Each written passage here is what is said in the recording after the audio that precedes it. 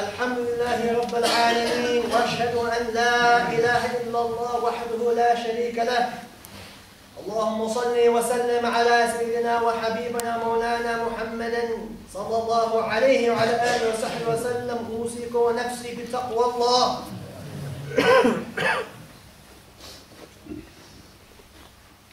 The Messenger sallallahu alayhi wa alihi wa sahbihi wa sallam was sent to us as a means of guidance, and his sunnah sallallahu alayhi wa alihi wa sahbihi wa sallam, his way is the best of ways. And his sunnah, there are two types of sunnah. There is an outward sunnah of performing acts like him sallallahu alayhi wa alihi wa sahbihi wa sallam, and there is an inward sunnah of behaving like him sallallahu alayhi wa alihi wa sahbihi wa sallam. And many Muslims today, they will focus on the outward sunnah, and the outward sunnah is important, but they will neglect the inward sunnah of behaving like him sallallahu alayhi wa alihi wa sahbihi wa sallam in times.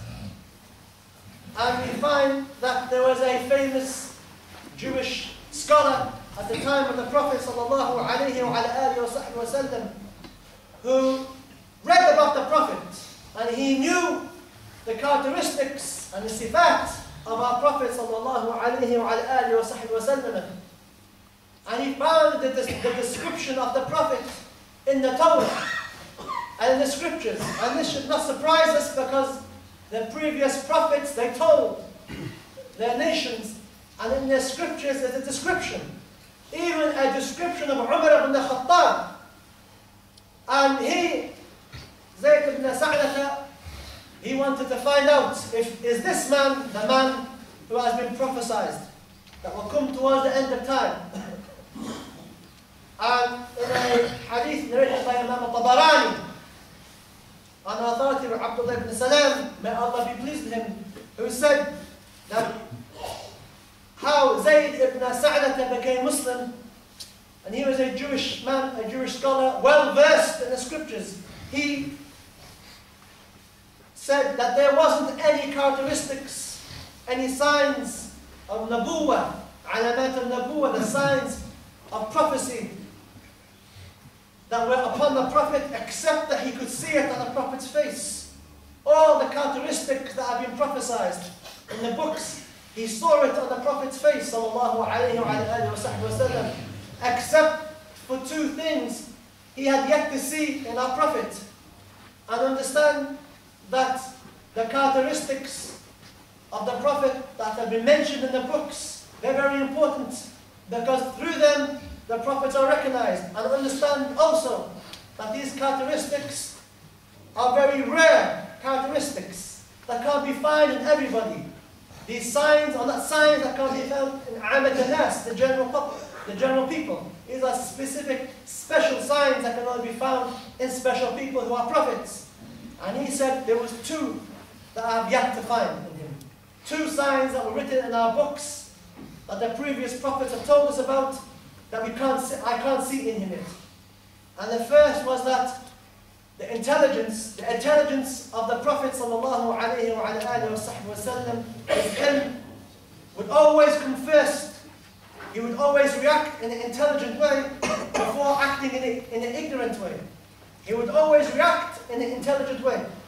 And the second sign was that if anybody was rude to him, or ignorant, or harsh, and no matter how harsh they were, or how rude they were, the Prophet sallallahu alayhi wa sallam would always have a him, which can be translated as forbearance, or mildness, or patience, or gentleness. How harsh the people were, he'd always be more gentle. These two he had yet to see in the Prophet. He had yet to see the Prophet react in this way.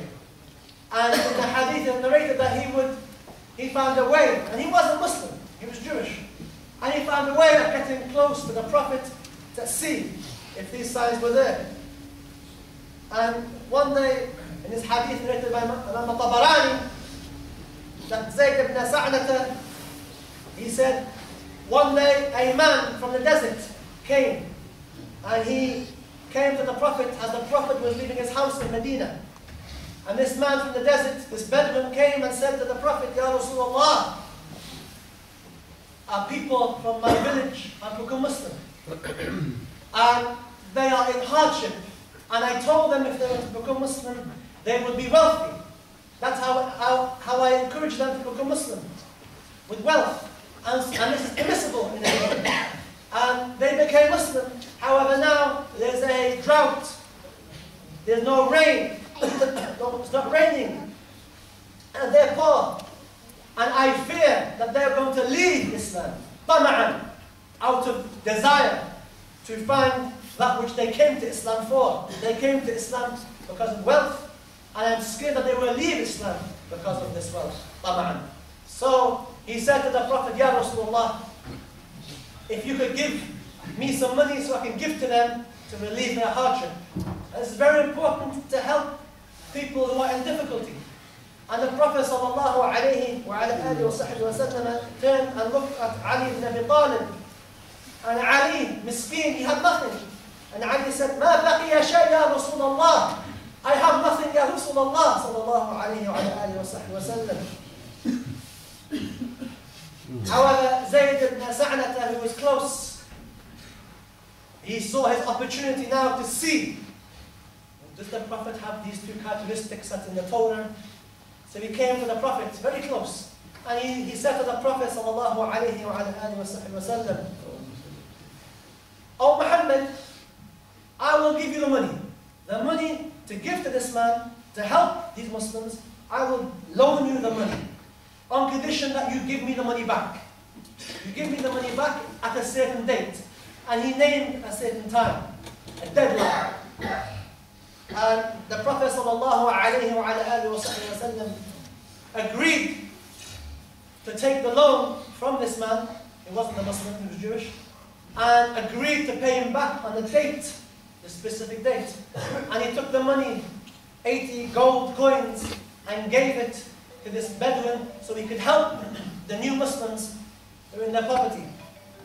And the Bedouin was told by the Prophet ﷺ, be generous, be fair in distributing the wealth and help your people. Then Zayd ibn Sa'nata, who was very clever, and wanted to see, does the Prophet have these two characteristics? The characteristics of reacting intelligently and not reacting ignorantly, and having him forbearance and patience and gentleness when people are acting harsh with you. He wanted to see these two things. And he, before the deadline, in one riwayah by 2 days, and in one riwayah by 3 days, he came early. And he saw that the Prophet ﷺ came out with Abu Bakr and Uthman and Umar ibn Khattab and a group of the Sahaba. And they went and they prayed janazah. And Zayd ibn Sa'nata was watching. And after the Prophet prayed the janazah, he sat down by a wall.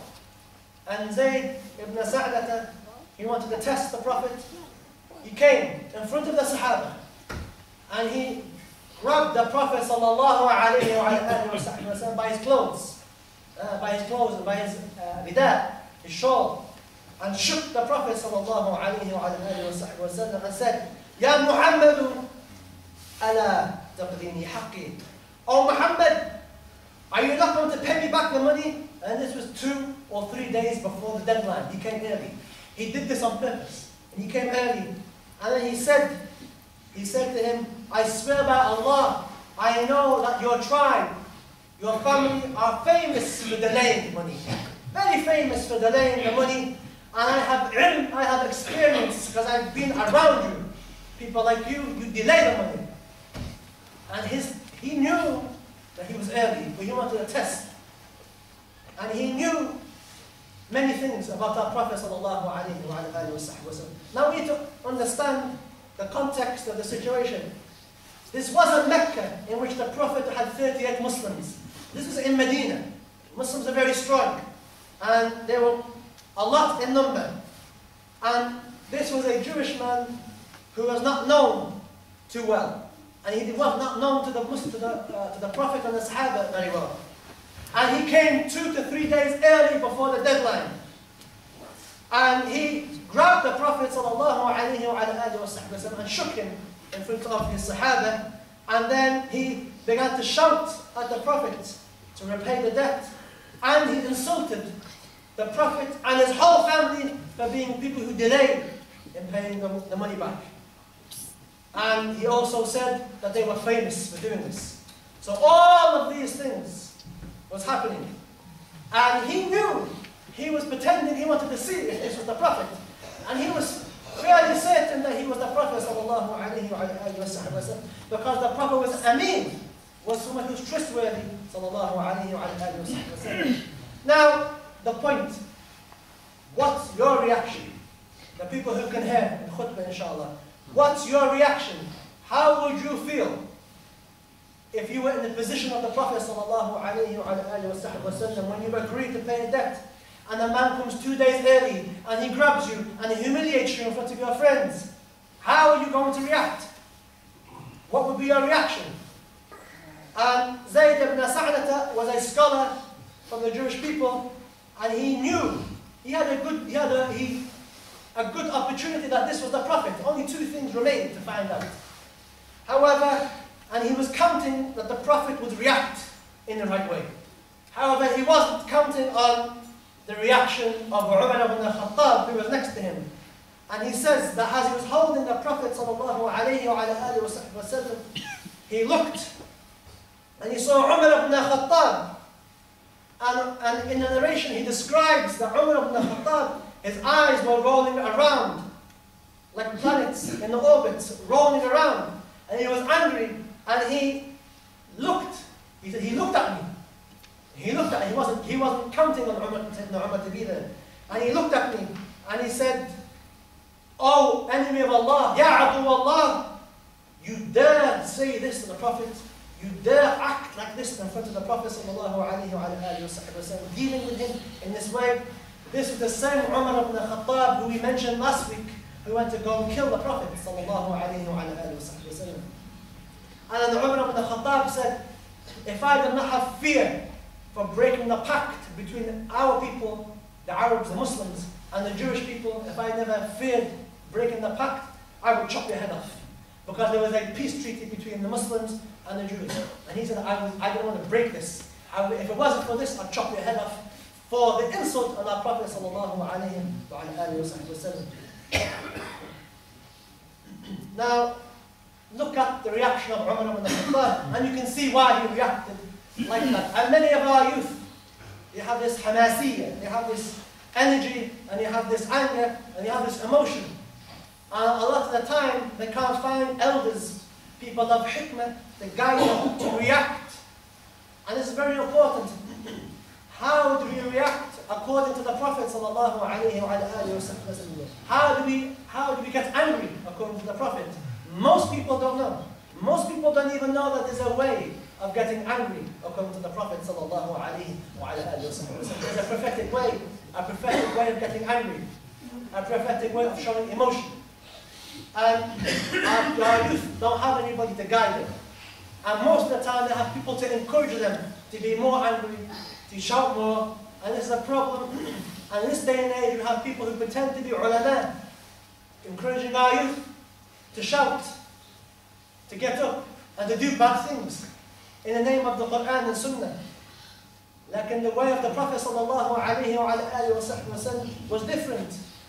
The 2 characteristics that Zayd ibn Sa'lata was looking for was that intelligence. The Prophet would always react intelligently before reacting ignorantly, and no matter how rude somebody would be to him, ﷺ, he would always react with hilm, with forbearance and intelligence and gentleness. So he, the best of creation, now said to Umar ibn Khattab, and here's the big lesson. He said, Ya Umar, أنا وهو كنا أحوج إلى غير هذا. Ya Umar, this man who's come 2 days early, who's saying these bad things, who's insulting me and my family in front of you all, the best of creation, he's not a Muslim, grabbing me like this. He and I are in need of something better than this, Ya Umar. We don't want your anger. Your anger is not helping the situation, Ya Umar. And this man, understand, this man wasn't Muslim. He wasn't a Muslim. And Umar ibn Khattab said, the Prophet said to Umar ibn Khattab, أن تأمرني بحسن الأداء وتأمره بحسن الاتباع. Shouldn't you, instead of reacting angrily and not helping the situation, yes, this man is wrong. However, isn't it better that you tell me how to give him the money back in the best of ways, and that you tell him to ask for his money and to demand his money in the best of ways? The Prophet ﷺ didn't say to Umar, go Ya Umar, kill him Ya Umar, kill the kafir. He didn't say this. Unlike some people now saying to the youth, teaching the youth to go and kill and shout and say these bad things about the kuffar. The Prophet didn't say this, sallallahu alayhi wa sallam. And then he said to he told Sayyidina Umar, he said, اذهب به يا عمر فأعطيه حقه. Go with him, Umar, and give him his money. 2 days early. He came 2 days early. And the Prophet said, go and give him his money back. Sallallahu alayhi wa sallam. وزده 20, and increase him in 20. Why should Umar increase him in 20? And the Prophet said, مكان ما رعته. Because you have scared him, you have frightened him, this man who's come 2 days early, insulted the Prophet, grabbed the Prophet, said these bad things about the Prophet and his family, because you've scared him. Because of this. So Umar ibn Khattab, سمعنا وضعنا يا رسول الله, he took this man, Zayd ibn Sa'lata, who was testing the Prophet to see if he was going to react in this way. Sallallahu alayhi wa sallam. And Umar ibn Khattab, when the Prophet told him to give him extra money, the Prophet told him quietly. And this is another way. Sometimes when we go to correct our youth, we do it in front of people. This is khata. This is a big mistake. The Prophet corrected Sayyidina Umar quietly to himself, and he said, give him a little bit more money on top, because you've scared him. So Umar ibn Khattab went and he took him, this man, and he gave him the money despite him asking 2 days early, and he gave him extra. And the man said, why are you giving me extra? And he said, the Prophet sallallahu alayhi wa sallam told me to give you this extra because I frightened you. Shuf al-tarbiyah. Look at the Islamic education, the tarbiyah, and look how much our youth and ourselves, how much we've lost. This now sounds very strange to us. Very, very far. Why? Because we are very far from the tarbiyah of our Prophet sallallahu alayhi wa sallam. Now, the man said he said to Umar ibn Khattab, do you know who I am? And Umar ibn Khattab said, La. And he said, I am this famous person of the Jewish people, the scholar, Al-Hibr. And Umar ibn Khattab said, you are this famous Jewish scholar? And he said, yes. And Umar ibn Khattab was very surprised. He said to him, why did you act like that with our Prophet when you know his characteristics, his sifat, in your book? You know he's a Prophet, sallallahu alayhi. Why are you reacting? Why are you acting with the Prophet and insulting him? And you know he's a Prophet. And he said, in the Torah, there's not one sign of our Prophet sallallahu alayhi wa sallam, his characteristics, his sifat, alamat al-nabuwa, except that I saw it on his face, sallallahu alayhi wa sallam. Except ithnatayn, except for two things, I haven't seen it. I haven't found the opportunity to see him react in this situation. And the first of which is that the Prophet would always react intelligently before acting ignorantly. And the second was that the Prophet ﷺ would always have hilm, forbearance, patience. No matter how harsh he was treated, how bad things people said to him, it would only increase him in hilm and forbearance. And he said, and now I have seen these two things in our Prophet, and I am going to be a Muslim. And he took his shahada and he went to the Prophet ﷺ and became Muslim. And he he said to the Prophet, I'm going to give, because I'm one of the richest people in Medina, I'm going to give half of my wealth to the people, the Ummah. And Umar ibn al-Khattab said, no, just give some of your wealth because you need it. And he distributed a lot of his wealth amongst the Muslims of Medina. Now, and he became Muslim and he died a shaheed in the Battle of Tabuk. Now, the point here is that hilm, forbearance, patience in difficult situations, because understand, I'm going to finish on this inshallah, understand that people from time to time, they're going to test you. From time to time, people are going to say bad things to you. From time to time, you're going to be insulted. From time to time, you're going to find people dealing with you not in the best of ways. Between the Muslims, first and foremost. However, how do we react? Bishiddah, or do we react like Sayyidina Umar ibn al-Khattab, or do we react like the Prophet sallallahu alayhi wa sallam? Not that Umar ibn al-Khattab was wrong in what he was doing. He had positive things for our Prophet. He didn't like anybody insulting our Prophet, like in the reaction. It was not the best of reactions. And this is something for our youth to react in the best way and to look at the problems and look at with intelligence, with hilm, with forbearance before running in and shouting and causing problems. And a lot of times you need to listen to the elders, listen to your parents who have hikmah, and listen to their advice for their good words, inshaAllah, because we have plenty of Umar ibn al-Khattabs, mashallah, amongst our youth, but we don't have people who are hukama. We don't have people who are hukama, and this is a big problem for us in this day and age. And finally, the Christmas holidays are upon us, and just as a reminder that, mashallah, Muslims, we have 2 Eids, and we have many ihtifalat. We have Milad al-Nabi, we have Rajabiyya, mashallah, Sha'baniyya. We have kathir. And we don't need to have an extra one. So following Christmas is not from the festivals or the a'yad of the Muslims, nor of the Jews, come to think of it. And there's a brother who is in Yemen, who has cancer. Allah has given him cancer, and he is asking for help. Musa'adah, inshallah. So if people could donate and help him, inshallah. He's in hospital, and there are certain bills that have to be paid, inshallah. And finally, there is a talk in the Bangladeshi mosque, Jalaliya Mosque, on Christmas Day, inshallah, 1:30. What does it mean to be a Muslim, and what is the role of the Muslim? Jalaliya Mosque, Christmas Day, 1:30, inshallah, given by myself. يعلم أنه لا ينفع الإنسان في هذا الزمان